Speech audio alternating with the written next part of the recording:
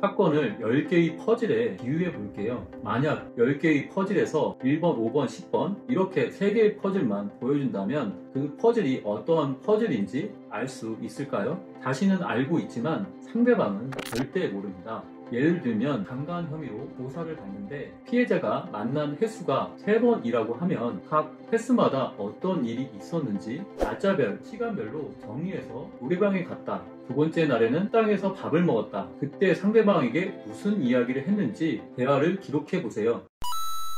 안녕하세요. 박순배 변호사입니다. 경찰서에서 갑자기 피의자로 조사받으러 오라고 하면 당황하실 텐데요. 제가 말씀드린 것을 유의하지 않으면 큰일 날 수 있습니다. 무조건 5가지를 지키셔야 합니다. 끝까지 시청하셔서 이런 일이 없으셨으면 좋겠습니다. 첫째, 본인의 조사받는 혐의가 무엇인지 정확하게 확인하시고 조사에 임하세요.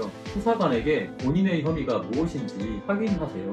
예를 들면 별도 혐의인지 사기 혐의인지 자기가 받은 혐의를 정확히 잘 알아야 본인의 주장을 잘 펼칠 수 있고 혐의에서 벗어날 수 있습니다. 그리고 피해자가 있는 사건이라면 보소장 등을 정보 공개 청구해 혐의 내용을 확인하세요. 둘째, 사건 경위를 잘 정리해 보세요. 사건을 10개의 퍼즐에 비유해 볼게요. 만약 10개의 퍼즐에서 1번, 5번, 10번 이렇게 3개의 퍼즐만 보여준다면 그 퍼즐이 어떤 퍼즐인지 알 수 있을까요? 자신은 알고 있지만 상대방은 절대 모를 거예요. 그래서 사건을 명확히 알 수 있도록 1번부터 10번까지 퍼즐을 다 보여줘야 합니다. 즉, 사건 경위를 설명하기 전에 팩트로 정리해보세요. 먼저 상대방과 이견이 없고 증거가 명백한 것만 정리해보세요. 그리고 시간 순서대로 사건과 관계 있는 것들을 정리하면 좋습니다. 예를 들면 강간 혐의로 조사를 받는데 피해자가 만난 횟수가 3번이라면 각 횟수마다 어떤 일이 있었는지 날짜별, 시간별로 정리해서 첫 번째 날에는 노래방에 갔다. 두 번째 날에는 식당에서 밥을 먹었다. 그때 상대방에게 무슨 이야기를 했는지 대화를 기록해 보세요. 상대가 어떤 호감을 표시했는지 스킨십 등 비언어적 메시지도 상세히 적어보세요. 사건 경위를 정리해 보시면 전체적인 사건의 맥락 속에서 자신의 주장을 펼칠 수 있습니다. 알리바이도 주장하기 쉽고 상대방의 주장을 잘 반박할 수 있게 됩니다. 형사사건의 경우에는 본인의 주장에 대한 신빙성이 매우 중요한데요. 사건 내용을 헷갈려서 잘못 진술하는 경우 본인의 주장에 신빙성이 없다고 판단될 수 있기 때문에 전체적인 맥락과 일치해 진술하는 게 매우 중요합니다. 셋째, 본인의 주장을 정리해보세요. 피의사실에 대한 본인의 입장을 한번 정리해보세요. 먼저 피의사실 중 사실과 전혀 다른 부분은 무엇인지 그리고 진실은 무엇인지 본인의 주장은 무엇인지 한번 정리를 해보세요. 본인이 이 사건에서 어떤 점에서 억울한지 누명을 썼다고 생각하는 부분이 무엇인지 정리해보세요. 자신이 혐의를 부인한다면 무혐의를 입증할 수 있는 증거 자료를 제출해야 합니다. 대부분의 사람은 경찰 조사 시에 상대방의 주장을 반박하고 거짓이라고만 외쳐대는데요. 상대방의 주장이 거짓이라고 주장하기 전에 먼저 자신의 주장을 정리하는 것이 매우 중요합니다. 넷째, 상대방의 주장을 반박하고 이에 대한 증거 자료를 제출합니다.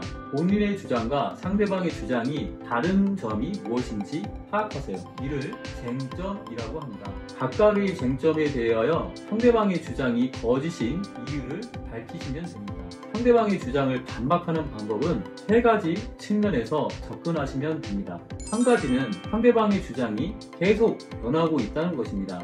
다른 하나는 상대방의 주장이 객관적인 증거나 증언에 의하면 모순된다는 것입니다. 마지막 하나는 공지의 사실, 경험칙이나 논리칙에 반한다는 것입니다.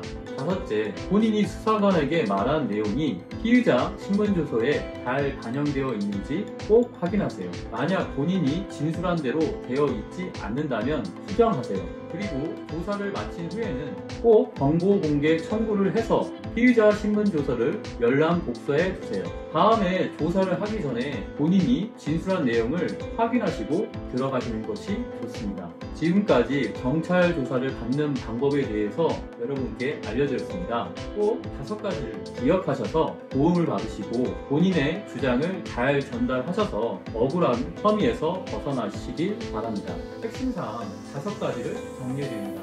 첫째, 피의 사실을 정확하게 확인하기 위해 보소장을 열람하세요. 둘째, 사건 경위를 시간 순서대로 정리하세요. 셋째, 본인의 입장을 정리하세요. 넷째, 상대방의 주장을 반박하세요. 다섯째, 조서를 열람하고 수정하며 정보 공개 청구를 하여 조서를 열람 복사해 주세요.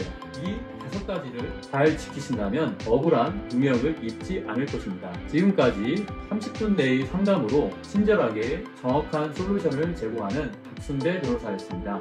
여러분, 구독과 좋아요를 눌러주시면 더 유익한 컨텐츠를 계속 보실 수 있습니다. 궁금한 사항은 댓글로 남겨주세요. 감사합니다.